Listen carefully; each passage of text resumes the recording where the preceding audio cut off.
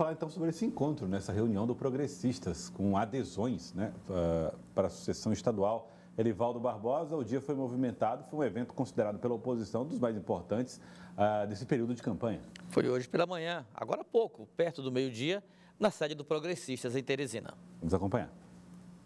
O deputado Júlio Arcoverde foi um dos primeiros a chegar ao Progressistas, fazendo mistério, sem revelar adesões, mas anunciando palanque forte e atraente. O senador Ciro está chegando aí com alguns deputados, com pré-candidatos a deputados, com lideranças do estado do Piauí que devem anunciar hoje a adesão. Tomara que isso seja uma continuação. Toda segunda-feira a gente vai anunciar quem vai apoiar, quem vai voltar para apoiar o Silvio Mendes até o dia da eleição. E na chegada ao Progressistas, as adesões prometidas por Ciro Nogueira e Silvio Mendes. Gutenberg Rocha, candidato a deputada estadual pelo MDB, partido da base governista. Mantenho uma candidatura, certo de que as pessoas que eu represento me entenderão. Foi uma das coisas que eu conversei com o doutor Silvio, foi respeitar as pessoas que estão com o Gutenberg. Seja 2 votos, seja 20, seja 30, que esse público seja respeitado. Gessivaldo Isaías também declarou apoio a Silvio Mendes e justificou a decisão. 80% da base eleitoral me pediu para acompanhar o doutor Silvio Mendes. Então eu não vou. Você já pensou como é que eu vou partir para uma campanha se a minha base eleitoral não vai acompanhar? Então eu sou movido pelos meus eleitores. Fábio Sérvio não é mais candidato a senador pelo Podemos.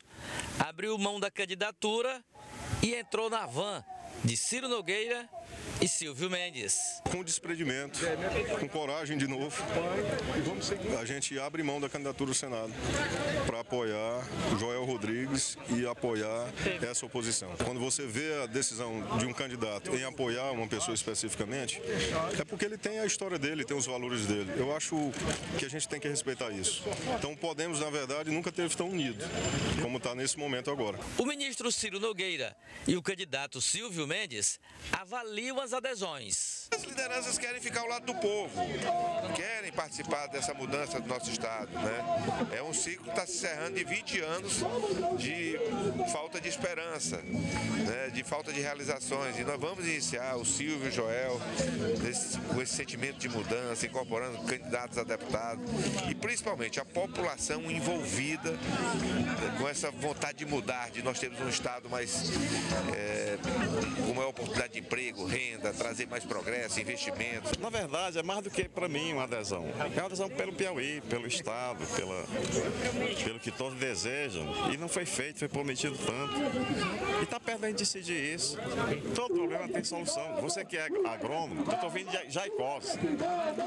Centenas de pequenos produtores, sem assistência técnica. Só a castanha gera uma receita semanal de R$1 milhão.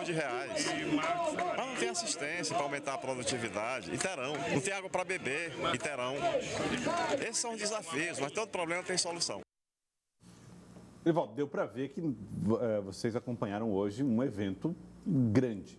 Foi um evento, né, que para a oposição foi com a presença do ministro-chefe da Casa Civil, tudo isso. O impacto que isso vai ter nesse processo a partir de agora? Bom, como você disse, a Lídia também estava lá presente, acompanhou de perto, um evento relevante. É um evento que ele teve o poder de mobilizar as bases do palanque, liderado por Silvio Mendes, como candidato ao governo, Joel Rodrigues ao Senado, Iracema Portela à vice-governadoria, e também de Ciro Nogueira, como líder dessa coalizão que ele costurou e formou essa estrutura competitiva na disputa pelo poder no Estado. Bom, pelo que a gente viu lá, não é, Lídia? A motivação dos integrantes, das lideranças políticas, dos candidatos a deputado estadual, deputado federal, foi muito acentuada. É uma energia que a aliança ganha para seguir na campanha, para continuar a campanha, movimentando os aliados e procurando ganhar a simpatia da população. O efeito real, em termos de voto, ainda é cedo para você dimensionar. Na verdade, as alianças que aderiram foram buscar exatamente um abrigo que julgam mais competitivo. Por exemplo, o deputado Gessivaldo Isaías, na entrevista que nos concedeu, Lídia, ele foi muito claro, ele disse que está seguindo uma tendência que a base dele aponta.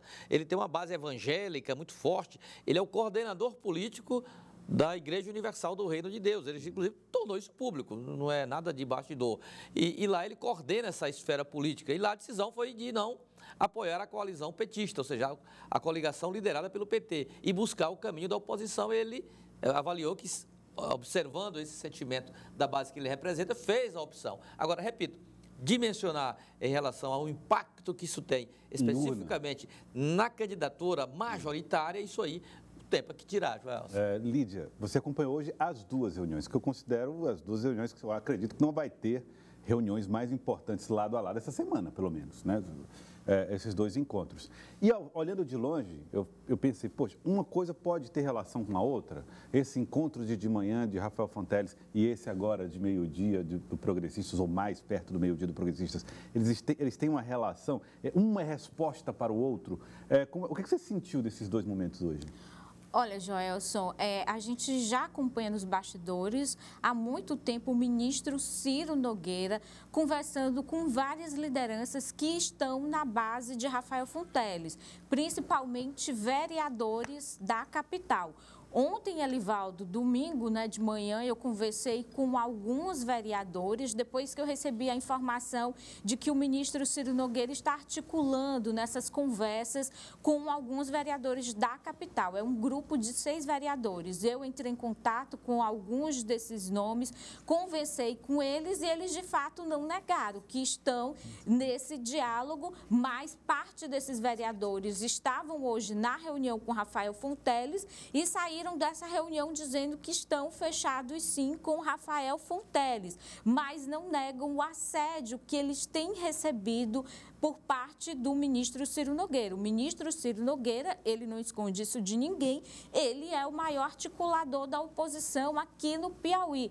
Todas essas adesões a Silvio Mendes têm, claro, a participação de Silvio, que é o candidato, mas quem faz toda a articulação é o ministro Ciro Nogueira. E ele está conversando com alguns vereadores, busca trazer esses vereadores para o palanque de Silvio Mendes. No caso do Progressistas, o partido de Ciro, Elivaldo, tem 2 vereadores, Neto Dongelim e Valdemir Virgínio, que estão aí numa situação ainda de dúvida, Neto participou do café de hoje, fez um discurso e fechou com Rafael.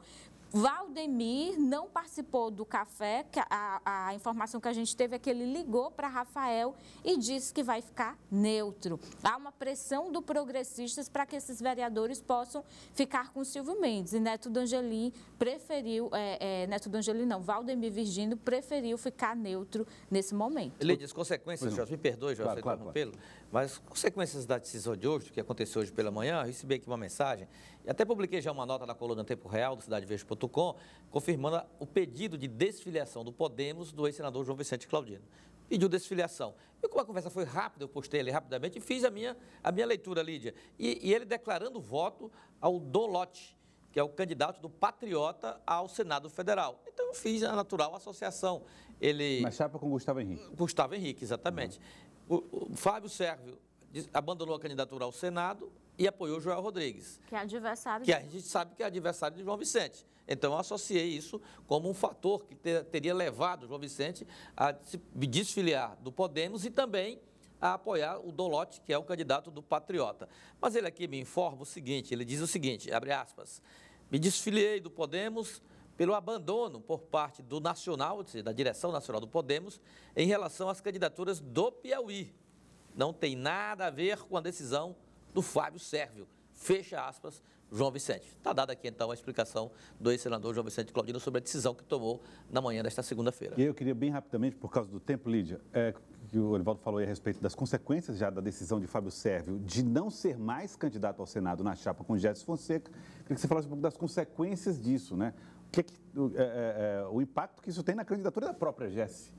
Olha, o que a gente ouviu de pessoas hoje lá no evento do Progressistas é que o ministro Ciro Nogueira vem conversando com Géssio Fonseca e a estratégia de Ciro primeiro foi o Fábio Sérvio e, em seguida, nos próximos dias, Elivaldo, a expectativa é que Gési Fonseca possa desistir da sua candidatura, é a expectativa dos progressistas, né, dessa base que dá apoio a Silvio, que ela desista da sua candidatura e possa dar o seu apoio a Silvio Mendes. Com isso, Fábio Sérvio também daria o seu apoio a Silvio Mendes. Vamos falar agora sobre a extrema esquerda. O que une 3 candidatos ao governo que representam esse campo? Geraldo Carvalho, Lourdes Mello, Madalena Nunes. Elivaldo, teve até um ato envolvendo esses 3 nomes hoje? Exatamente. E a arena que une esse segmento da política, você confere nessa reportagem. Vamos acompanhar.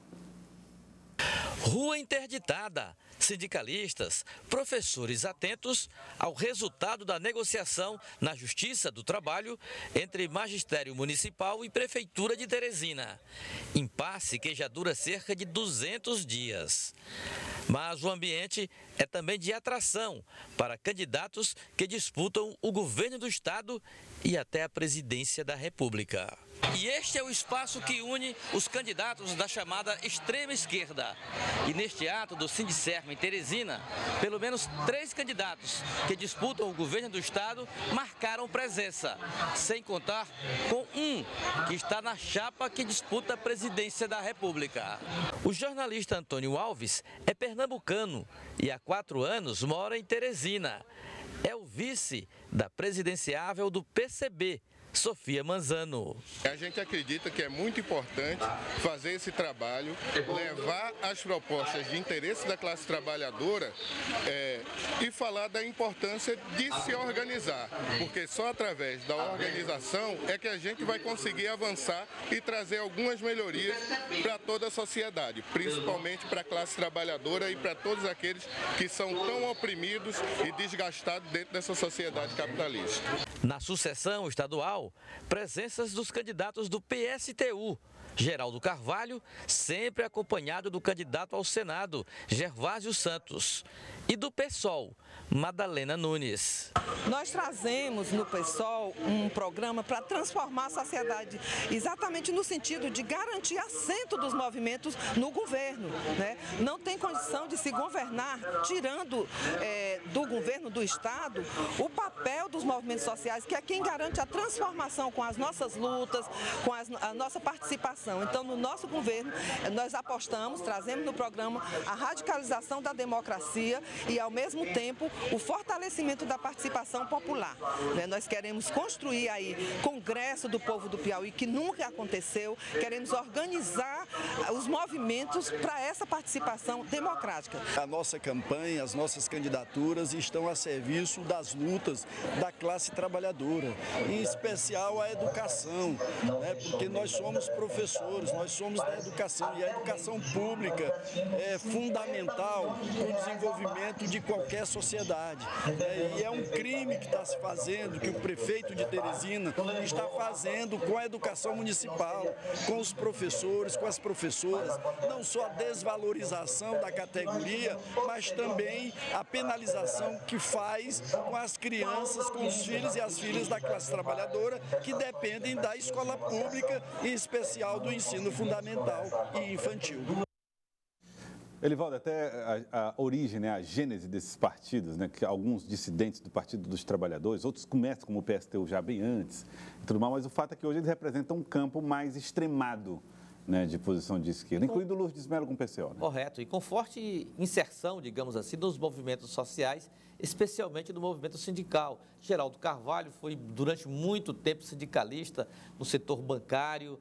Madalena Nunes, da mesma forma, tem essa forte atuação também no meio do serviço público federal.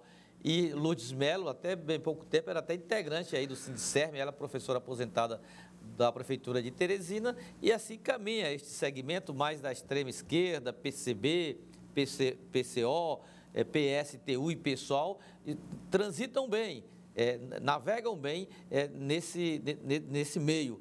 Então, é natural que queiram aproveitar os momentos de manifestação, de forte presença não só de apoiadores, mas também do público que é liderado por essas entidades, aproveitar e fazer lá a panfleteação, mostrar a sua mensagem na campanha eleitoral, permitida por lei, inclusive. Uhum. Vamos falar mais da agenda de outros candidatos ao governo. Vamos na tela com as informações sobre as agendas. Olha, hoje pela manhã, Lourdes Mello teve entrevistas às 9 horas, às 10 participou da Assembleia do Sindicermo, que você viu aí na reportagem do Orivaldo Barbosa. Às 2 tem sabatina, às 18 horas, reunião interna com a organização da campanha.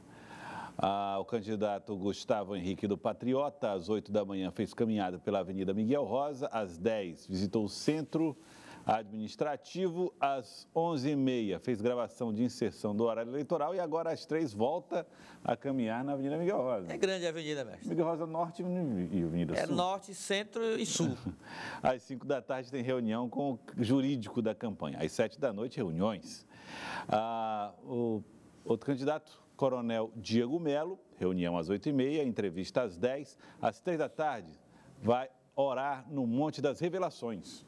Uma agenda, portanto, alinhada aos evangélicos. Os evangélicos, fortemente vinculado aí aos movimentos evangélicos. Às 7 da noite, culto na Zona Norte. Às 9 da noite, reunião com médicos.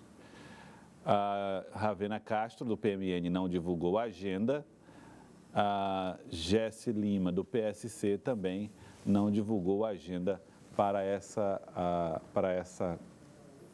segunda-feira. É para essa segunda-feira.